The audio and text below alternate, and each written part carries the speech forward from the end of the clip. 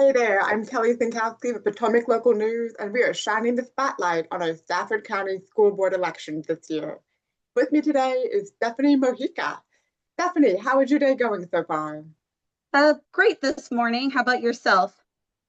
Very good, thank you. And I'm really glad that you took the time this morning to jump on and talk to me today. Can you tell us a little bit about you? My name is Stephanie Mojica. I'm running for school board here in the Garrisonville District. I actually was born and raised in Virginia. My husband and I bought our first house here in Stafford County in 2007. I have three children, ages 14, 13, and a 2-year-old. I have two that will be going into the public school system this upcoming school year, and which deepens my personal connection to our education system with that. I have firsthand experience when it comes to the challenges facing Stafford County schools. More importantly, I've invested time with speaking with parents when I was going around getting my signatures to get on the ballot for November. And I've been door knocking and speaking with parents, and their voices matter. So just getting to know them has really motivated me more to want to run for this position. This external perspective has inspired me to just pursue meaningful changes. I believe that there is significant room for improvement, and I'm determined to ensure that our children remain the top priority with our schools when it comes to their education.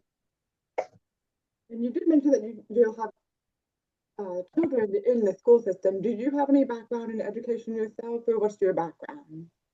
Oh, sorry, can you say that again? I was saying, you mentioned that you'll have children in the school system. Do you have any personal background in education, or what would your work background be? I do not, but I did work for the state of Virginia. I worked in the judicial system for a little over 9 years. I was a docket clerk for a judge, and I also worked in the Stafford Treasurer's office as well as a delinquent court specialist, so a collection agent. Um, I did that with the treasurer's office, and then now I'm a stay-at-home mom. I also have an associate's degree in criminal justice as well from Liberty University. Thank you. So for our viewers, what we've done is we've emailed all of the candidates for the Stafford School Board elections this year, and we asked them to participate in these interviews. We're asking them all the same 5 questions. Stephanie, if Okay. you're ready, we'll jump into the first question. Uh, I'm We're going to sorry, I start didn't with hear the you. first question. Okay, yes, I'm ready. With Stafford's rapid growth and increasing enrollment, what are the biggest challenges ahead, and how should the school board plan to ensure that the schools can meet the demand? Well, I know that there's a lot of challenges facing our school system when it comes to redistricting is one, the overcrowding, the education system in general. I mean, we have kids that, we hear that no kid to be left behind. I was talking to a parent and she said, whatever happened to no kid being left behind? But however, we have students who are being left behind when they are moving up to the next grade level, and they're not able to read or write well or making meaningful progress academically. Some students are moved to the next grade, but they're falling further behind. Which I get, they have to move up to the next, grade level, but they really need that extra support so they can be successful when they, move ahead. Just speaking with a teacher, she had mentioned that reading textbooks and handwriting helps a student retain more than learning from the Chromebook. We really need to get back to handwriting and textbooks, kind of like go back to the 1990s. I wish we could, but we can't. But our students should know how to read and write cursive so that they can sign their names with their own unique signature once they become adults, and they're signing important documents. Students really should be attending school when it comes to redistricting. Students really should be attending schools nearest to their homes.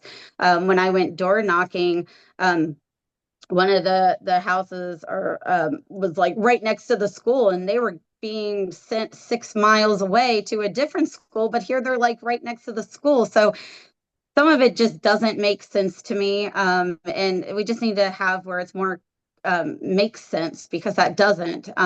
Parents want their kids to attend schools nearest to their homes, and they also want more stability when it comes to their children not being shuffled around. It's disrupting stability.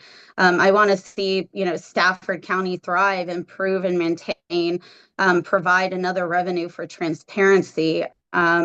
Another thing that a couple of parents had mentioned was that they like to see youth clubs, like a Big Brother, Big Sister program in Stafford County.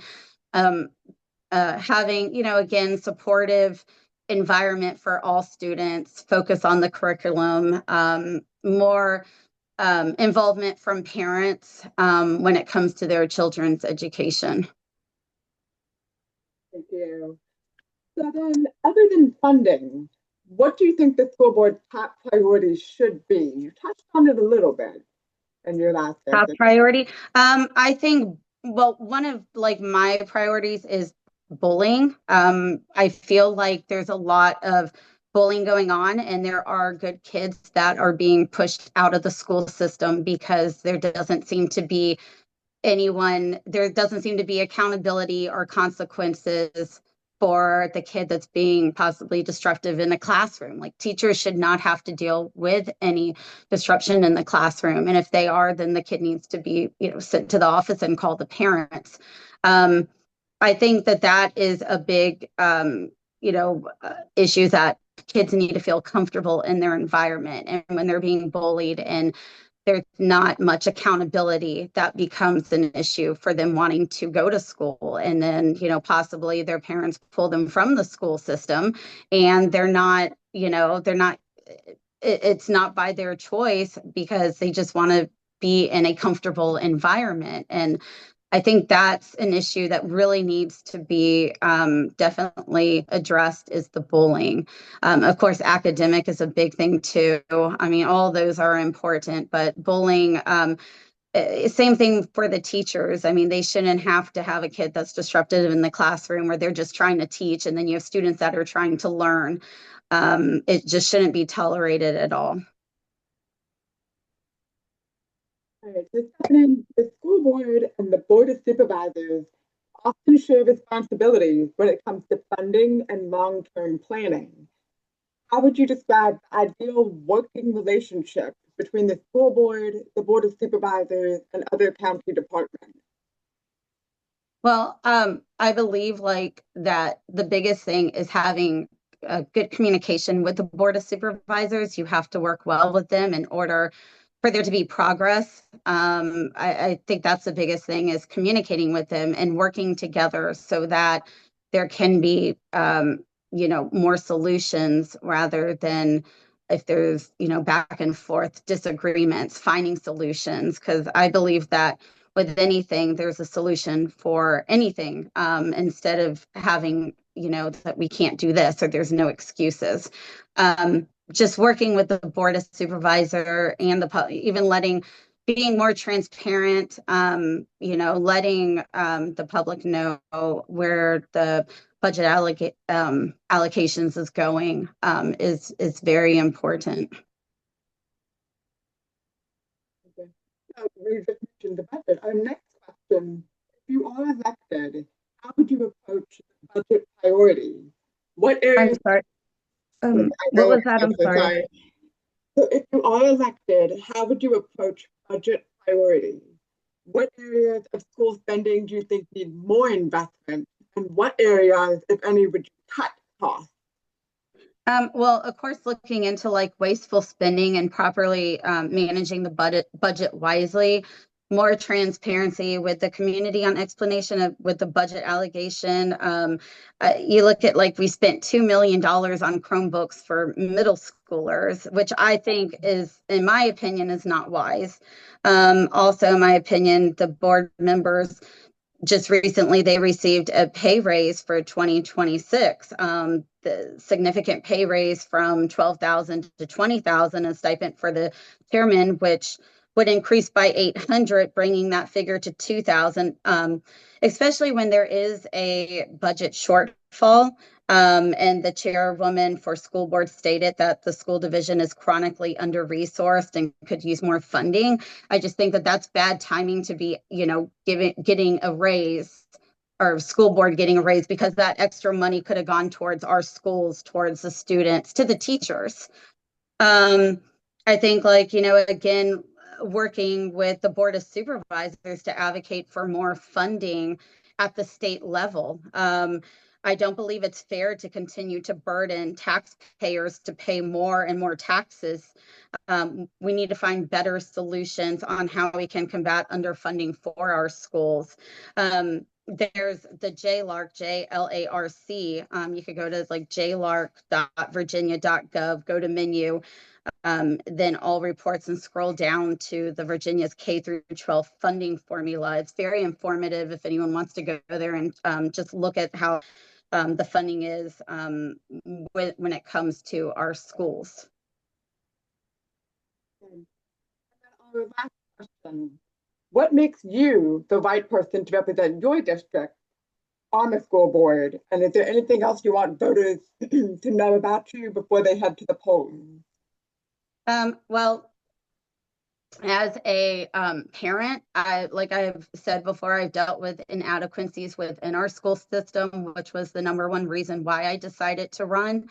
I vow to serve our community with integrity, dedication, and a servant's heart. Together, we can build a brighter future for our children, because they are the number one priority. And if I'm elected, the parents will matter and be listened to. I think the biggest thing is parents feel ignored, and I felt ignored.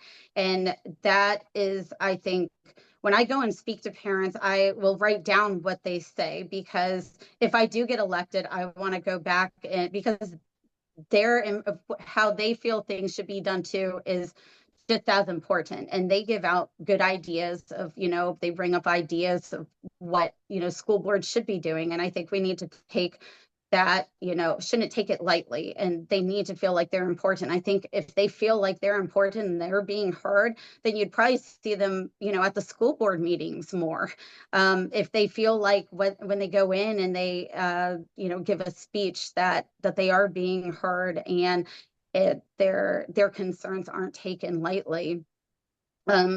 I will remain accessible, responsive, and unwavering in dedication to what is best for our children and the community. I'm passionate about driving positive changes and pledge to be a strong advocate for parents while supporting student success in every area, which includes the IEPs, mental health, testing, and nutrition, and so on. All right, well, thank you so much for taking the time to talk to me, Stephanie. For our viewers, all of our interviews will be shared online along with our articles. Make sure you stay curious and stay informed about who's running for an election in your district. That's how you think after Potomac local news. Have a great day, Stephanie. Thank you too. Have a good day.